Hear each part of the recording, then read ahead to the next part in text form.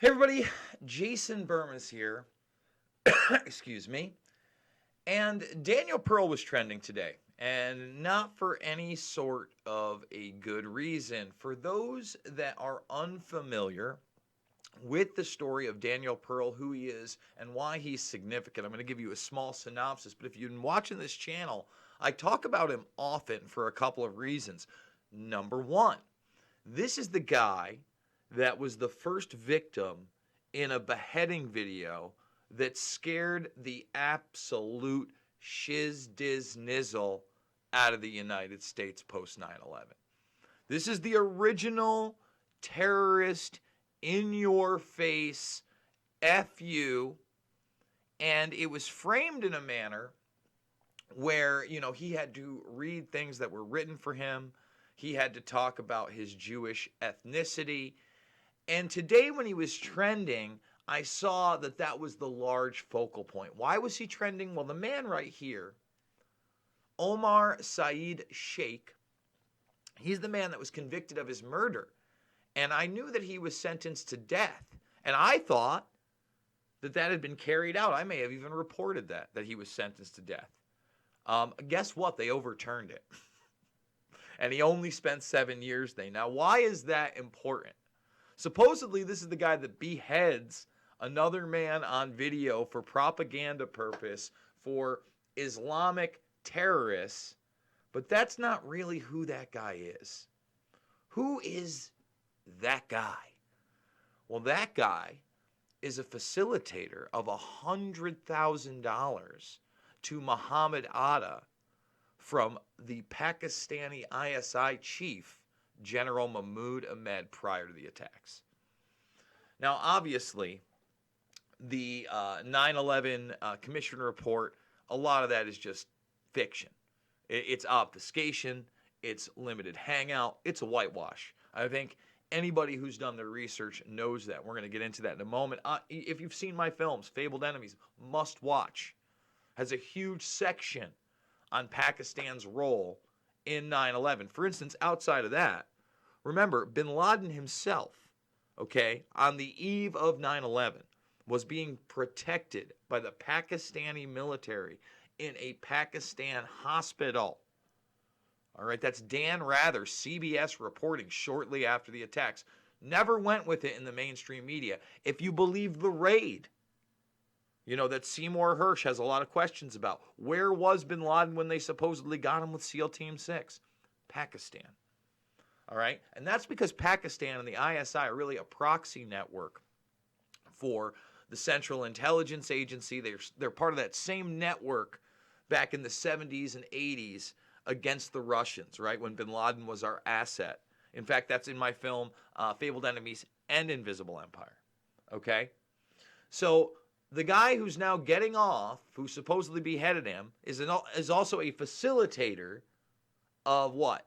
9/11 funds. Now, I want to show people this because I think a lot of this is really important. Other than just like overturning this, they're not telling you how this guy was basically ambushed. He was investigating, I believe, funding into terrorism. They're obfuscating all those facts. Instead, what are they bringing up? The fear, the anti-Semitism, right? They're not bringing up the connection to 9/11. This is a Guardian article, and it talks about Sibel Edmonds and the things that she later revealed, a lot about the Pakistan connection, and inside the Bush administration, all those connections. Okay, you'll hear every once in a while about the Saudi Arabian connections. You won't hear this one. And if you look, you got to remember, General Mahmoud Ahmed is meeting with, and there's that $100,000 I'm talking about. Remember, General Mahmoud Ahmed, the man who made this happen, right? Basically facilitated it through who?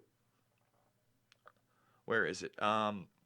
Facilitated through Omar Saeed Sheikh, this guy who now is off because he's really an intelligence asset, right?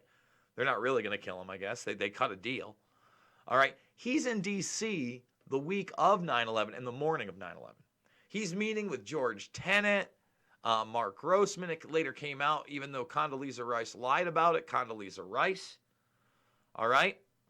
On top of that, on the morning of 9/11, he meets with Bob Graham and Porter Goss. Porter Goss will later become the head of the CIA. All right? Now, they'll co-chair the initial investigation into 9/11. Remember, we had all those pages that showed Saudi funding that had been obfuscated. Well, when the Dark Overlord leaks came out, there was even more evidence of Pakistani funding. And one of the people that was like bragging about meeting with General Mahmoud Ahmed, talking about how he was either the first or the second most powerful man in Pakistan, was Joe Biden, current Democratic frontrunner for the presidency. Now, if you don't believe this, I'm going to put this in the chat again right here, and maybe I'll put it in the actual description of the video. But share this. It only has 2,000 views. It's ridiculous. Let's be able to skip through some of this. We're not going to play any of the audio. But what you're looking at here is, the Pakistani connections that were coming out through. We only got 3 of the 5 leaks. Okay? Only 3 of the 5 leaks. There's 2 other huge leaks, and I couldn't find everything, but from the Dark Overlord. And what was really interesting, again, is, I play some of my film, Fabled Enemies. You can check it out. This is General Mahmoud Ahmed. Hebrew, we'll get to you in a second.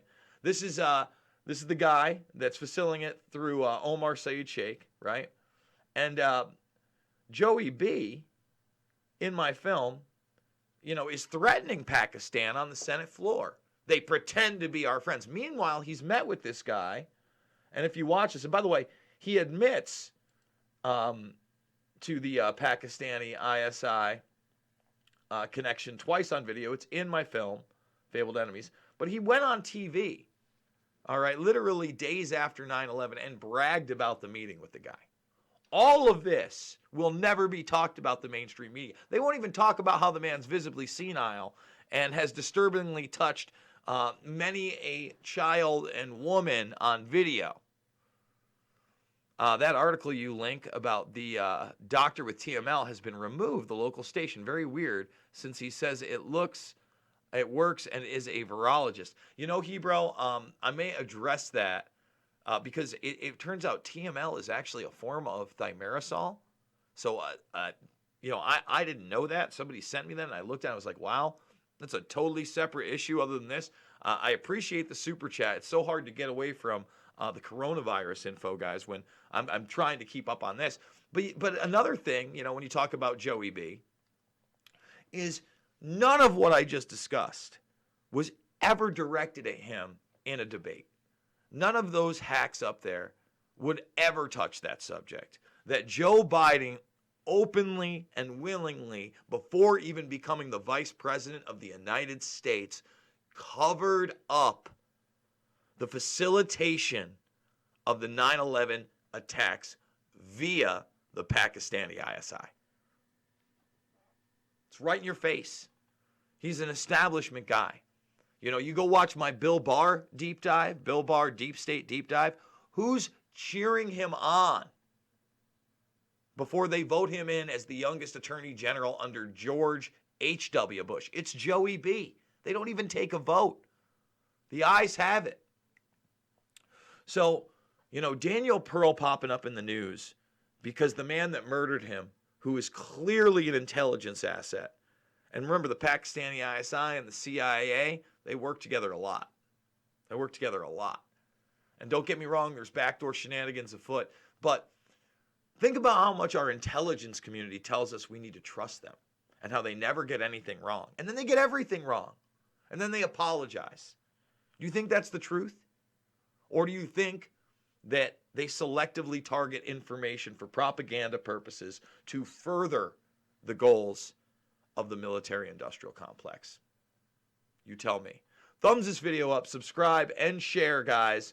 I'm a documentary filmmaker. If you want to learn anything I just told you about Joe Biden, go check out that Fabled Enemies movie. It's got a whole section on Pakistan and 9/11. It's got a section on Israel and 9/11, the war games and 9/11. I've been talking a lot about Cheyenne Mountain. You'll see that connection there.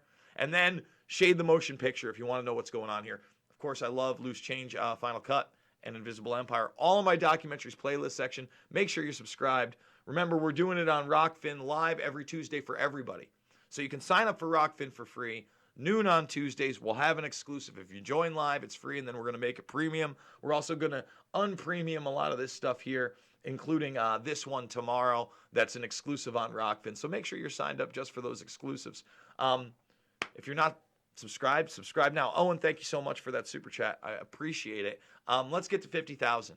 I'm going to continually try to cover other subjects that matter outside of this coronavirus. But it's moving at such a pace. Just like I talked about TML today, and then it was taken down. Then I had my own questions, and it was a local news piece. Anybody that watched that, it wasn't me saying it.